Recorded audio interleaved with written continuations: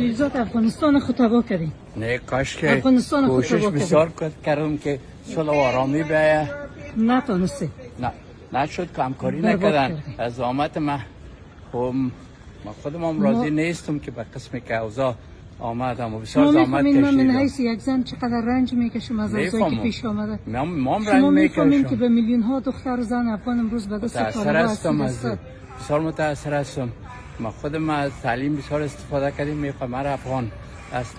شما نمیفهمیدین با آمدن طالبان اوتر یک وضعیت پیش میآید. امریکا فیصله کرد که برای کوشش ما بود که بین طالبان و دیگر افغان‌ها یک تفاهم بیاید برای که افغانستان موفق و آزاد و آباد.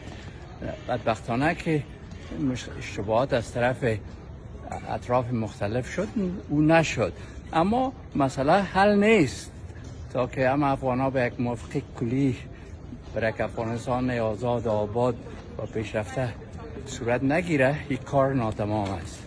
شما فکر نمیکنین که اشتباه کردین که به طالبان اعتماد کردین، به گفته ها به وعده‌ای که اونا دادن؟ مسئله اعتماد هیچ وقت نبوده. مسئله بوده که با دقایقی که وجود داشت، فیصله‌ای که صورت گرفته بود، چی شده میتونست چی شده نمیتونست.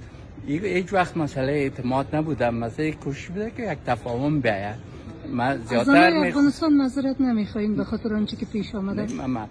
من معذرت نمیخوایم با دو کسایی که مسئول از این کار هستن که برای خود جور نیامدن. بسیار بزرگ داشتین در این مسئله. داشتم که یعنی اگر من کوشش خودم تا اندازه‌ای که امکان داشت نمیکردم، گپ شما بجاست، اما رول من بود تشویق کنم، کوشش کنم، دنیا را قانع کنم تا اندازه امکان داشته باشه، افغان‌ها را قانع کنم.